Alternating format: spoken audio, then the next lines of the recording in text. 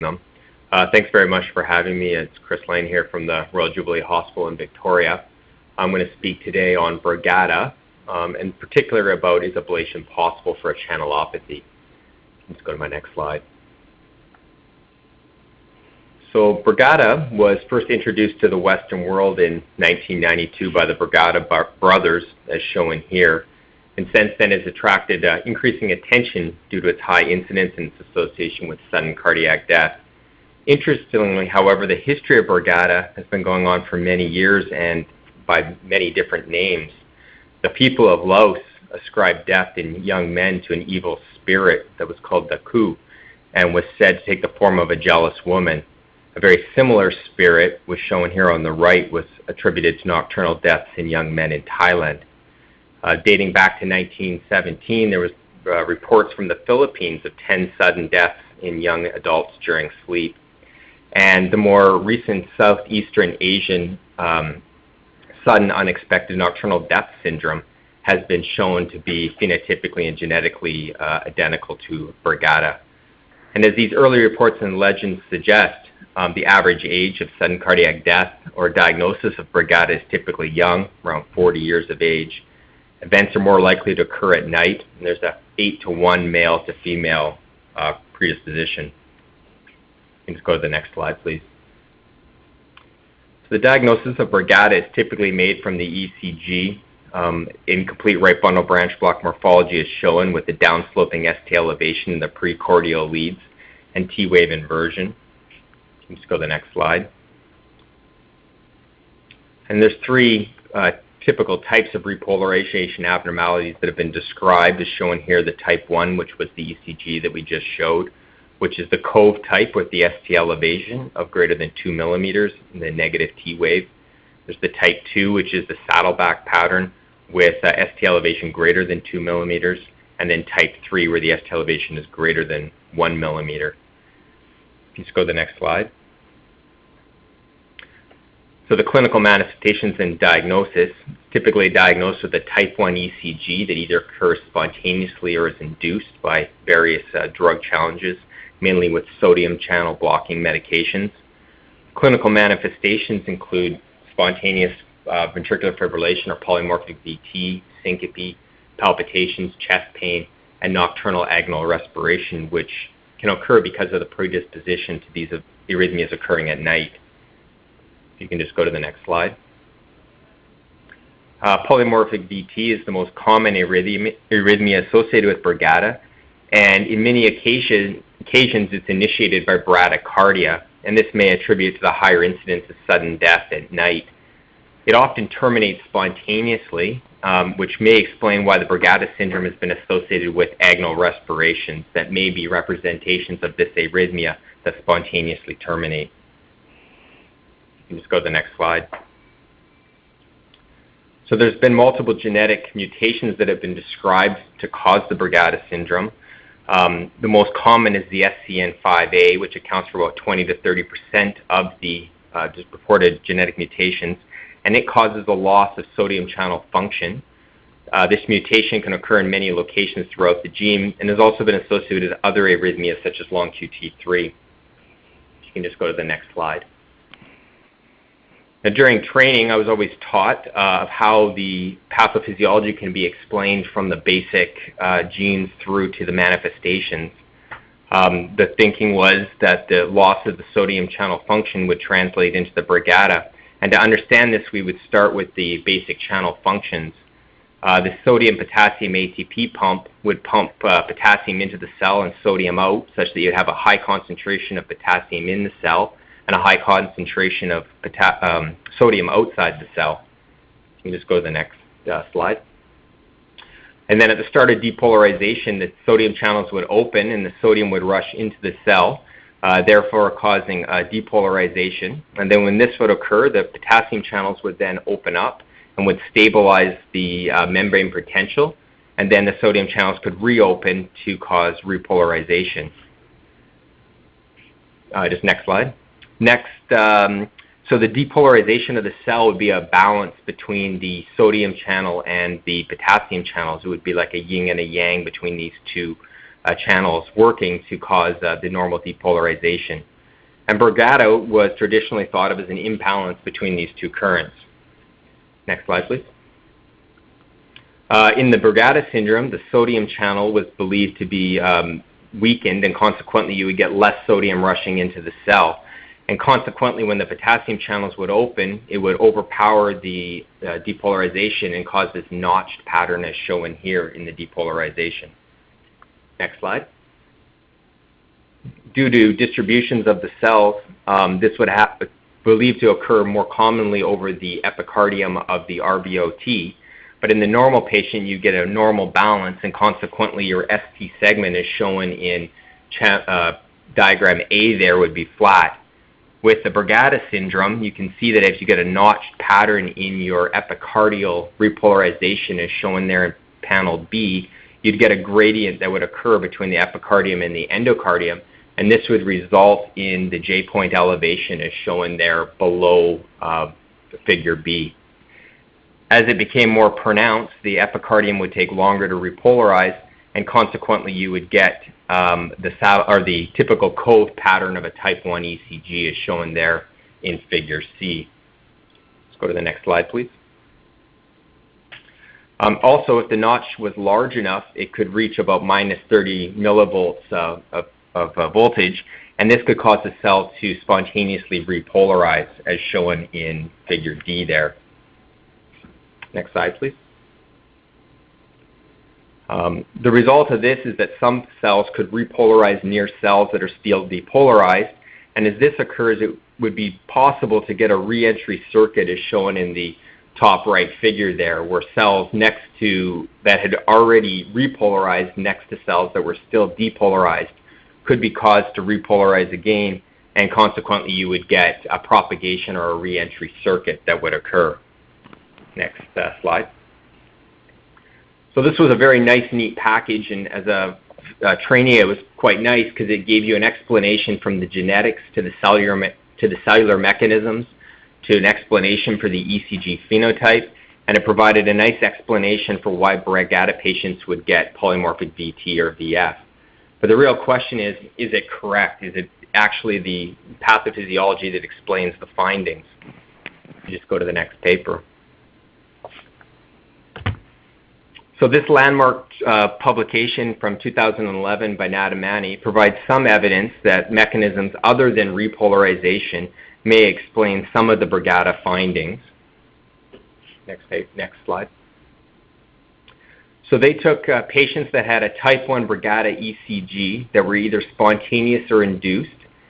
These patients all had ICDs in place, and they were receiving multiple shocks that didn't respond to amiodarone.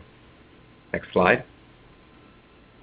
They excluded patients that had an identifiable cause of ventricular fibrillation, patients that had structural heart disease, as well as patients that had anoxic brain injury from a cardiac arrest. They screened 13 patients, and of these patients, they were able to enroll 9 in their study. Next slide. Patients were then taken to the EP lab, and during sinus rhythm, they created voltage and activation maps of the right ventricle, both the epicardium and the endocardium, as well as the epicardium of the left ventricle. They then produced EP studies where they did up to triple extra stimulation to try to induce ventricular tachycardia. Next slide, please. What they found was that the electrograms over the RVOT had a lower amplitude, more delayed fractionated signal, as you can see in this example from patient number 4, where they merged the CT image with the Cardo map. And as you can see here on the right, there is the electrogram by the at the bottom, where the fractionated signal lasts around 164 milliseconds. Next slide, please.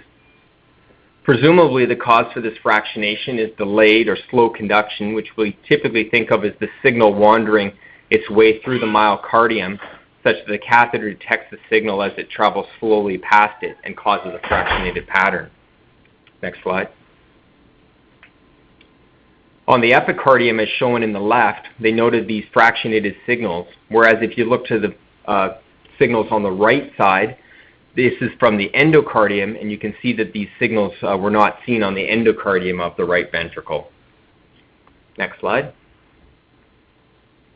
If the heart was divided into various sections, as shown here, you can see that the electrograms that had the fractionation were located over the outflow tract of the RVOT. As you went further down towards the apex of the RVOT, these signals were not seen, as well as they were not seen over the LVOT. Next slide. So summarizing their data from these 9 patients that was published, you can see that over the RVOT, the signals had a lower amplitude, as shown at 0.94 millivolts, as well as they typically occurred later at 96 milliseconds, and they had a longer duration of 132 milliseconds compared to the other locations. Next slide, please. Interestingly, they also ablated these fractionated signals, and when they ablated these, they noticed in 5 of the 9 patients that their ECG normalized, so that they lost the Brugada pattern ECG, and it became a more normal-looking ECG. There was 4 patients that did not have this occur at the time of ablation, but they noted that over the 3 months of follow-up, 3 out of the 4 did have normalization of their ECG pattern. Next slide. And that's as shown here. You can see at 1 month post-ablation and at 3 months post-ablation. Next slide. Then most interestingly, looking at the follow-up over about 20 months, these patients, only 1 out of the 9 had any further episodes of ventricular fibrillation, and these patients were off antiarrhythmics. If you can compare this to their pre-procedure average ventricular fibrillation rate, where the average was 4 VF episodes per month and ranged between 2 and 6 VF episodes per month, you can see that it appears to have made a significant difference to the VF episodes. Interestingly, the 1 patient that did have VF was having 15 episodes per month initially. Once put on amio, it was down to 4 episodes per month. Then they had their single episode of VF off amio post-ablation, and then were restarted on amio and hadn't had any further episodes up to 33 months post-ablation. Next slide. Additionally, other groups have started to look into these observations a little further. This is a case report from Heart Rhythm Journal in April of this year from the Brugada, group in France.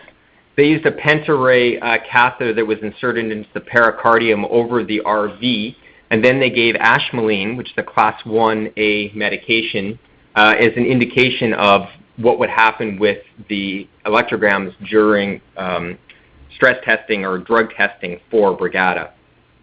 Next slide. So they gave ashmolein 60 milligrams over 5 minutes, and you can see that they got the typical changes that you would expect to see with the ECG. If you look at V1, it had an RS R' pattern, but as the ashmolein was given, you can see that the ST elevation started to form at 5 minutes, 6 minutes, and then 7 minutes. Next slide.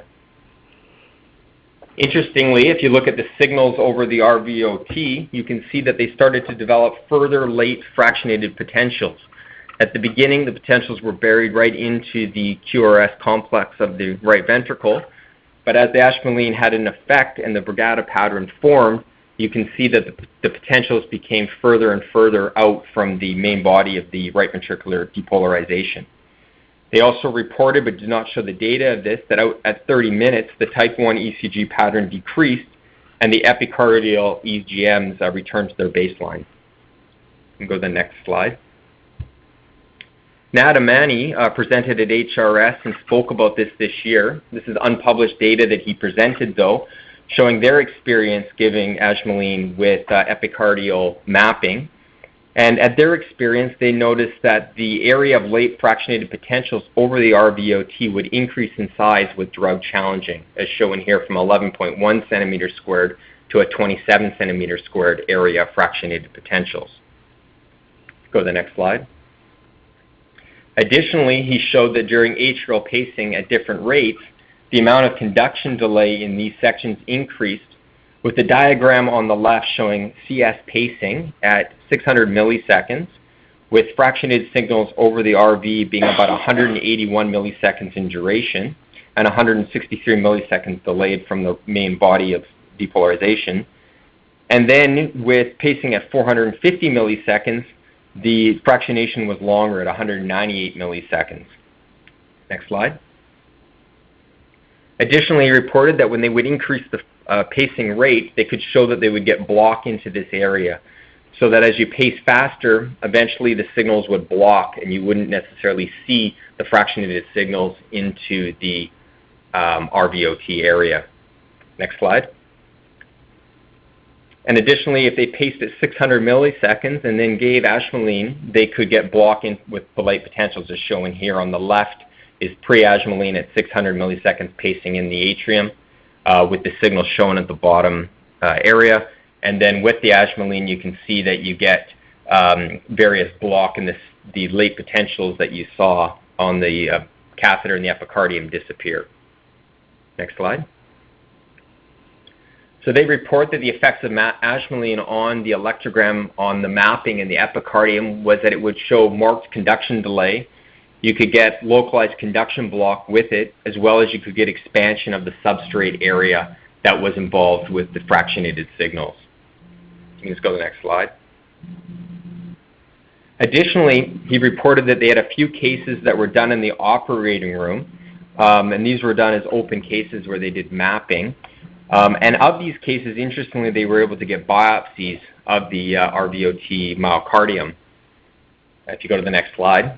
So they had a total of 5 cases between Thailand and Japan for which they had biopsy results. And they reported that they had fibrosis that was seen in this area as shown above. Next slide. So the results of their experience beyond their initial publication is that they've changed their ablation endpoints.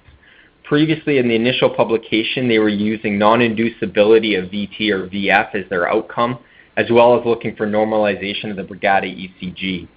Given their more recent experience, they've changed their outcome, so their endpoint is elimination of all arrhythmogenic substrate in the areas of the RVOT after giving a sodium channel blocker. Next slide. And very interestingly, this is their experience with about 30 patients. It's unpublished but presented at HRS, where they had a mean follow-up of 2.8 years, but out as far as 6.5 years, where they had an 87% free rate of VF recurrence after a single epicardial ablation attempt. There was 4 patients that did have recurrent VF. The first one they said was due to incomplete ablation. They reported that this was early in their experience where they initially ablated it and they did not feel that they did adequate enough ablation as they would have currently. The other 3, interestingly they report was a Brugada pattern ECG, but also had evidence of early repolarization. If you can just go to the next slide. As shown here. So you have a Brugada pattern ECG as well as evidence of some early repolarization. Next slide. So a lot of this data raises more questions than answers. The first question would be, are these patients really the same population as typical Brugada patients? In some ways, the observation of the biopsy results suggesting that there's fibrosis and fatty areas suggests that it may be more like an ARVC syndrome. But at the same time, these patients do have a dynamic Brugada ECG pattern that can be reproduced with block using sodium channel drugs. The question then becomes regarding the mechanism of the Brugada ECG. Is the Brugada ECG really the result of a repolarization abnormality as has traditionally been described? Or is it more a depolarization abnormality with late conduction into the area over the RVOT?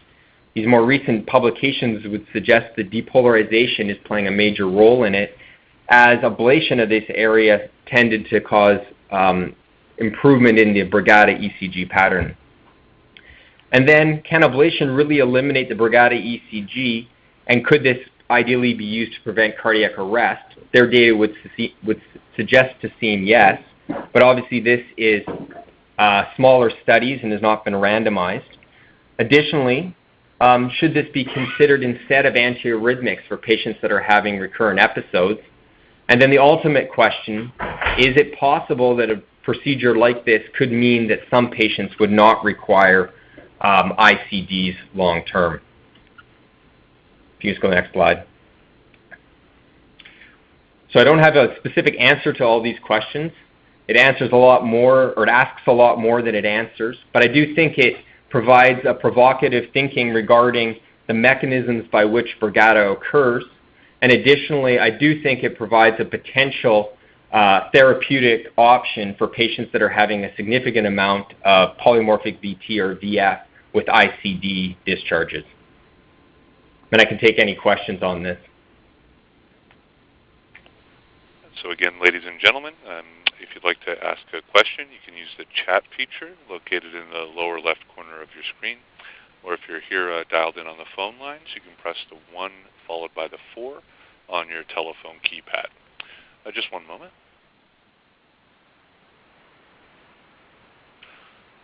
All right, and we have no questions from the phone lines at this time. I'm not sure if any came through on chat.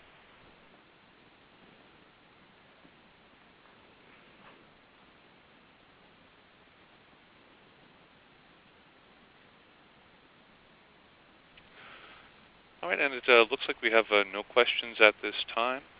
I'll turn it back to the doctors for any closing comments.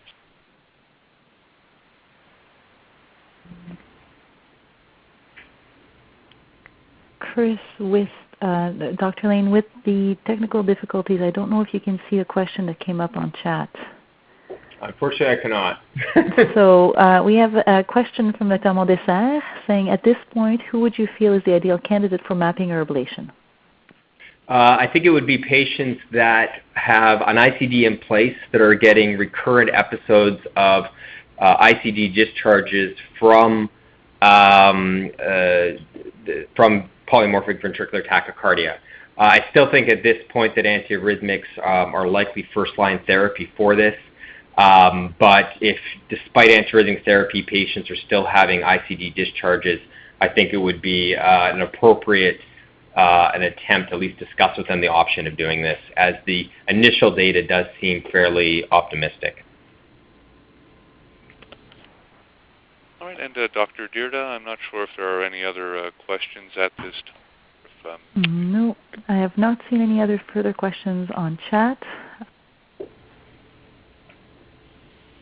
Okay, great. Well, I don't know if anyone had any closing comments before we close out the webinar for the day. Thank you very much for organizing it. And thank you to the participant for being present. Okay. All right, so ladies and gentlemen, that does conclude the webinar for today. We thank you for your participation, and you may now